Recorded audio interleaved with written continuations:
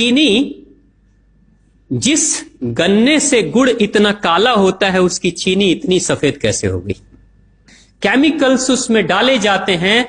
और मैं एक चीनी मिल के अधिकारी जो मैनेजर है, मैं उनकी बात आपको बता रहा हूं। उन्होंने कहा कि मुझे लगभग 12 साल हो गए चीनी मिल में काम करते हुए, और जब से मैंने काम करना शुरू कर दिया चीनी मिल में, तभी से मैंने घर में चीनी लाना ही बंद कर दिया। मैं तब से अपने बच्चों को चीनी खिलाता ही नहीं हूं, जबकि नौकरी से सैलरी वहीं से मिलती है, मगर चीनी नहीं। मैंने कहा कि आखिर कौन सी घटना घटी जिसके कारण से आपने ऐसा किया?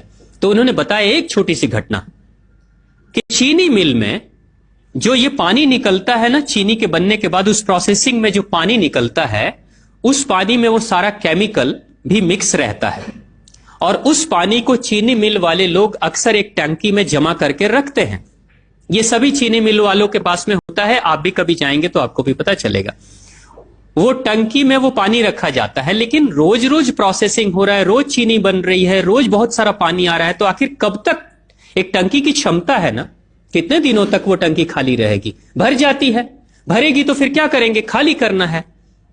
तो क्या किया था चीनी मिल के लोगों ने? सोचा कि छोड़ो ना, अब कहां जाएंगे उसको फेंकने के लिए कहीं दूर, क्योंकि अब उतनी बड़ी टंकी जिसमें हजारों गैलन पानी है, उसके लिए ट्रांसपोर्ट में कितना खर्च आएगा, तो बेहतर होगा रात के अंधेरे में कहीं खेत में डाल देते हैं।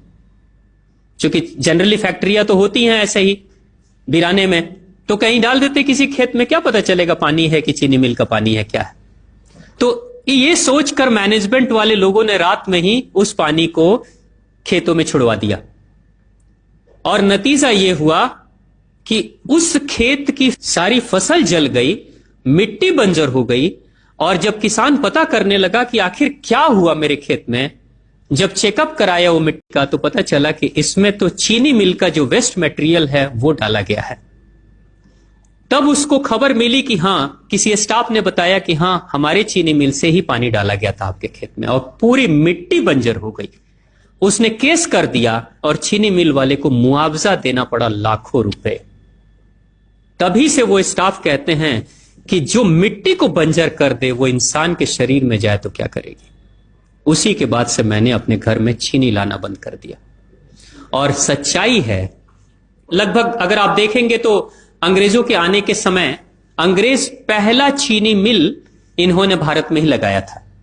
पहला चीनी मिल भारत में ही अंग्रेजों का लगा, और अंग्रेजों ने चीनी की शुरुआत की। भारत के लोग गुड़ खाते थे, चीनी नहीं खाते थे। उन्होंने बहिष्कार किया, बिल्कुल नहीं, लेकिन चीनी और चाय पत्ती दोनों के लिए लोगों को तैयार किया गया था। चाय पिला पिलाकर फ्री में, चीनी के लिए तैयार किया गया और चाय के लिए भी तैयार किया गया।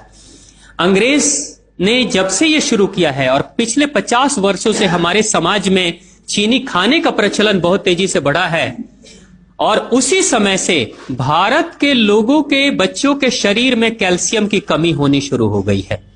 अगर कोई मां, अगर कोई बहन जो गर्भवती हो, गर्भकाल के दौरान अगर चीनी का सेवन अगर कोई बहन कर रही हो, तो चांसेस ज्यादा होते हैं गर्भपात होने के।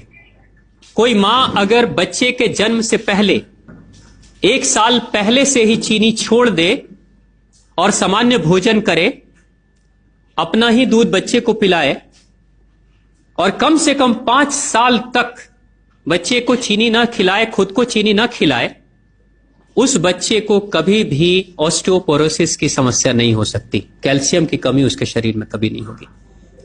चीनी जब जाती है आपके शरीर में, तो बाहर जब निकलती है तो अकेले नहीं निकलती, कैल्शियम लेकर निकलती है।